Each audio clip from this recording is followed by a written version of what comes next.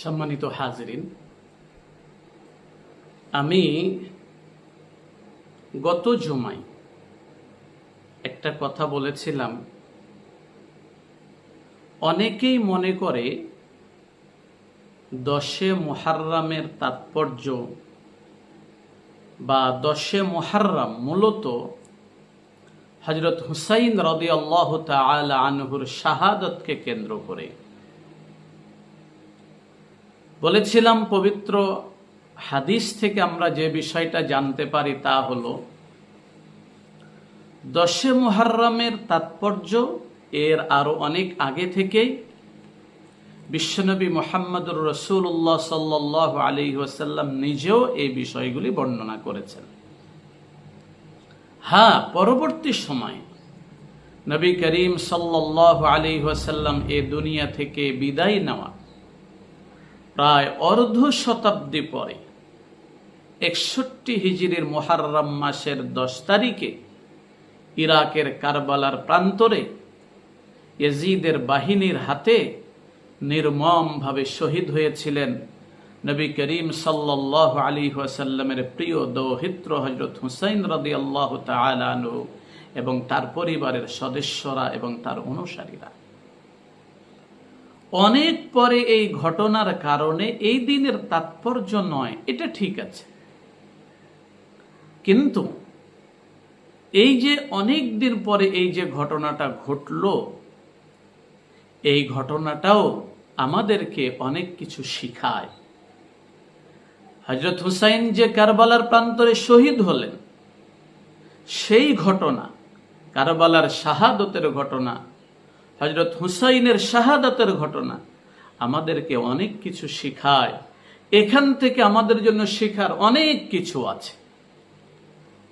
অনেক মানুষকে দেখা যায় মুহাররম আসলে 10-এ মুহাররমকে কেন্দ্র করে হযরত হুসাইন রাদিয়াল্লাহু তাআলা আনহুর ঘটনা বলে, শুনে, আলোচনা করে, কিন্তু এর যে প্রকৃত শিক্ষা, শাহাদাতে হুসাইন বা শাহাদাতে কারবালার যে প্রকৃত শিক্ষা, এই শিক্ষা থেকে মানুষ দূরে থাকে, শিক্ষা গ্রহণ করতে পারে না।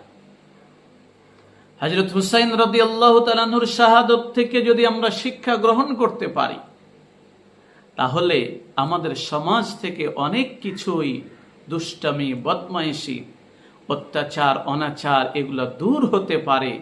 দূর হওয়ার জন্য অনেক বেশি চেষ্টা হতে পারে যদি আমরা এখান থেকে শিক্ষা গ্রহণ করি। প্রিয় ভাইরা, হযরত হুসাইন রাদিয়াল্লাহু তাআলা আনহুর শাহাদাত প্রত্যেকটা মুমিনের কলবকে ক্ষত বিক্ষত করে, ছিন্ন ভিন্ন করে, কষ্টে জর্জরিত করে। মুমিন হৃদয় সেজন্য কেঁদে ওঠে, স্বাভাবিক। কিন্তু আমরা মনে করি এর থেকেও বেশি দরকার ছিল এর যে শিক্ষা, এখান থেকে যে শিক্ষা পাওয়া যায় সেটা অর্জন করা। আল্লাহ রাব্বুল আলামিন আমাদেরকে ঘটনা থেকে প্রকৃত শিক্ষাগুলি অর্জন করার এবং নিজেদের জীবনে সেটা বাস্তবায়ন করার তৌফিক দান করেন। সকলে বলি আমিন। মুহতারাম ভাইরা, একটা শিক্ষা হলো কারবালার শাহাদাত থেকে, হযরত হুসাইনের শাহাদাত থেকে একটা শিক্ষা হলো প্রতিরোধ, প্রতিবাদ করতে শিখা। অন্যায়ের প্রতিরোধ ও প্রতিবাদ করতে শিখা। ছোট বড় সবাই আমরা জানি, ছোট বড় আমরা সবাই জানি, অন্যায় যেই করুক সেটা অন্যায়, তা বন্ধ করা, তার প্রতিবাদ করা, তা প্রতিরোধের চেষ্টা করা প্রত্যেকের জন্যই দরকার। কিন্তু আমরা যেখানে যেভাবে প্রতিরোধ, প্রতিবাদ করা দরকার সেখানে কি সেটা করছি? বিশেষত যদি অন্যায় হয় কোনো পদ অধিকারীর মাধ্যমে, কোনো শাসকের মাধ্যমে, কেউ যদি ভুলভাবে শাসন ক্ষমতা প্রতিষ্ঠা করে, কেউ যদি ভুলভাবে পদাধিকার দখল করে, পদ দখল করে পদাধিকারী হয়ে যায়, কেউ যদি ভুলভাবে এভাবে দখল করে আবার সমাজের মধ্যে অত্যাচার, অনাচারকে ছড়িয়ে দেয় বা অত্যাচার, অনাচারকে জাগানোর জন্য চেষ্টা করে, সমাজের মানুষ থেকে অশান্তি অবিচার দূর করার পরিবর্তে সমাজের মধ্যে অত্যাচারগুলি ছড়িয়ে দেওয়ার বা অত্যাচার করার মতো মেজাজ তৈরি করার যদি কেউ চেষ্টা করে, তাহলে প্রত্যেক মানুষের জন্য দরকার হয়ে উঠবে এই অন্যায়, এই অত্যাচার, এই অনাচারকে প্রতিরোধ করা, প্রতিবাদ করা এবং সেটাকে সমাজ থেকে দূর করার জন্য চেষ্টা করা। হযরত হুসাইন রাদিয়াল্লাহু তাআলা আনহু যথার্থ সিদ্ধান্ত নিয়ে সে সময়ে কাজটি করেছিলেন। উম্মতের সামনে একটা দৃষ্টান্ত তিনি রেখে গিয়েছেন। হযরত হুসাইন রাদিয়াল্লাহু তাআলা আনহু ইয়াজিদের শাসনামলকে মানতে পারেনি। ইয়াজিদকে কেউ নির্দোষ বলতে পারে না, আহলুস সুন্নাহ ওয়াল জামাআর কেউ তাকে নির্দোষ বলে না। তার সময় বহুত বড় বড় অন্যায় হয়েছে। কারবালার ঘটনা তো আছেই। মক্কাতুল মুকাররমার কাবা ঘরে পর্যন্ত তার সমর্থনে সেখানে অগ্নিসংযোগ, মদিনাতুল মুনাওয়ারার মসজিদের নববীতে অগ্নিসংযোগ সহ এমন বহু দুষ্টামি তার দ্বারা পাওয়া যায়, হাদিসের কিতাবে, ইতিহাসের কিতাবে পাওয়া যায়, যার কারণে কেউ তাকে সমর্থন করতে পারে না। হযরত হুসাইন রাদিয়াল্লাহু তাআলা আনহু সমর্থন করতে পারেননি, তাই ইয়াজিদের হাতে তিনি বায়াত গ্রহণ করেননি। পরিবারকে নিয়ে কুফাবাসীর আহ্বানে কুফায় যাওয়ার জন্য বের হয়েছিলেন। নিজের অবস্থান পরিষ্কার করা, কুফাবাসীর আহ্বান, তাদের যে দাওয়াত, সে দাওয়াতকে কবুল করার নিয়ত নিয়ে তিনি বের হয়েছিলেন। মদিনা থেকে মক্কা, তারপর সেখান থেকে কুফার উদ্দেশ্যে রওনা দিয়েছিলেন। অবশেষে 10 মুহররম সকালবেলা ইরাকের কারবালার প্রান্তরের মধ্যে শুরু হয়েছিল এক অসম যুদ্ধ।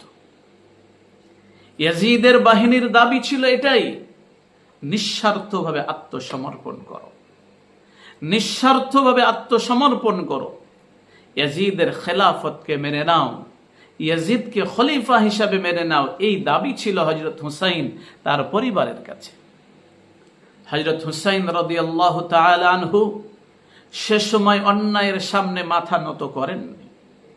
হযরত হুসাইন রাদিয়াল্লাহু তাআলা আনহু অসত্যের সামনে মাথা নত করেননি।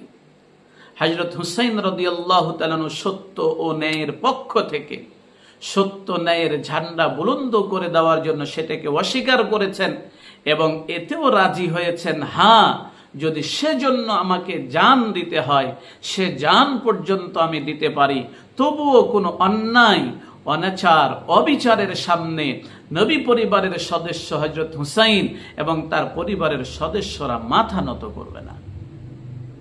প্রিয় ভাইয়েরা, আজকের সমাজের মধ্যে এমন অনেক মানুষ আপনি পাবেন, একজন অন্যায় করে, আরেকজন চুপচাপ থেকে সে অন্যায়কে সমর্থন করে, সহযোগিতা করে সমর্থন করে, অথবা কিছু না করলে অন্তত চুপচাপ থেকে তাকে সমর্থন দিয়ে যায়। মনে করে হয়তো এভাবে যে অন্যায় তো সে করছে, তাহলে আমার কি? শুধু এতটুকুর কারণেই কিন্তু একজন মুক্তি পাবে না, শুধু এতটুকুর কারণেই কিন্তু একজন মুক্তি পাবে না।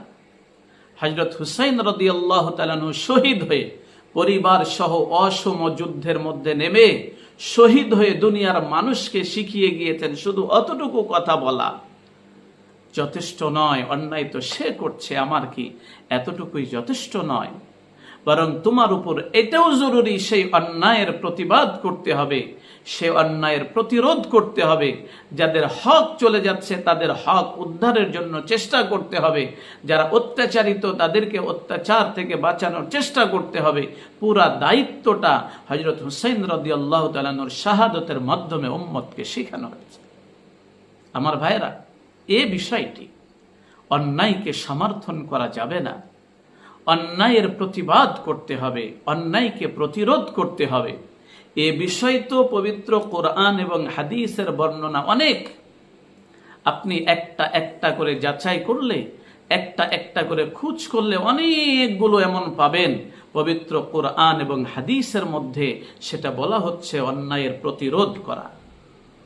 সূরা হুদের 116 নম্বর আয়াতের মধ্যে আল্লাহ রাব্বুল আলামিন কত সুন্দর করে বলছেন, ফালাউলা কানা মিনাল কুরুনি মিন ক্বাবলিকুম فلولا كان من القرون من قبلكم أولو بقية ينهون عن الفساد في الأرض إلا قليلا ممن أنجينا منهم واتبع الذين ظلموا ما أترفوا فيه وكانوا مجرمين আল্লাহ সুবহানাহু ওয়া তাআলা এই আয়াতের মধ্যে যে শিক্ষা দিয়েছেন মানুষকে, সেটা এটাও, যাদের মধ্যে জ্ঞান বুদ্ধি কিছু না কিছু বাকি আছে, যাদের মধ্যে জ্ঞান বুদ্ধির কিছু অবশিষ্টাংশ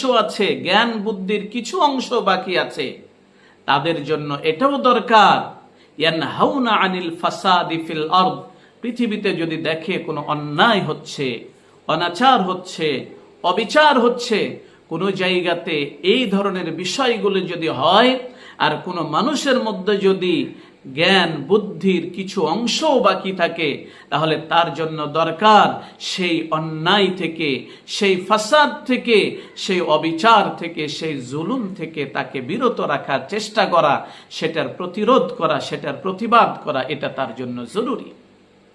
আল্লাহ তাআলা এক সম্প্রদায়ের উপর ধমক দিচ্ছেন, কেন তারা করেনি, কেন তারা করেনি। ওয়াত্তাবা'আল্লাযীনা যালামু মা উতরিফু ফি ওয়া কানু মুজরিমিন, আর যারা জালেম, যে বিলাসিতার মধ্যে ছিল, তারা তারই অনুসরণ করেছে, আর তারা ছিল অপরাধী। প্রিয় ভাইয়েরা, পবিত্র কোরআনের এই আয়াত সহ আরো আয়াত এমন পাবেন যেগুলিতে আল্লাহ তাআলা এই কথাটা বলছেন, অন্যায় হলে যাদের বুদ্ধি আছে, যারা বুদ্ধিমান, তার প্রতিরোধ করতে হবে, তার প্রতিবাদ করতে হবে, অন্যায়কে চলতে দেওয়া যায় না। আপনি হাদিসের মধ্যে এমন বহু কথা পাবেন, সুনানে আবু দাউদ, সুনানে ইবনে মাজাহ সহ আরো বিভিন্ন হাদিসের কিতাবের মধ্যে আছে। হযরত আবু সাঈদ খুদরি রাদিয়াল্লাহু তাআলা আনহু বলেছেন, আফদালুল জিহাদ কালিমাতু আদলিন ইনদা সুলতানিন জাইর আও ক্বালা আমিরিন জাইর। হযরত রাসূলুল্লাহ সাল্লাল্লাহু আলাইহি ওয়াসাল্লাম বলছেন, শ্রেষ্ঠ জিহাদ এটা জালিম বাদশার সামনে, জালিম আমিরের সামনে, জালিম পদাধিকারীর সামনে সত্য কথা, ইনসাফের কথা, সঠিক কথাটা প্রকাশ করা, এটা হলো শ্রেষ্ঠ জিহাদ।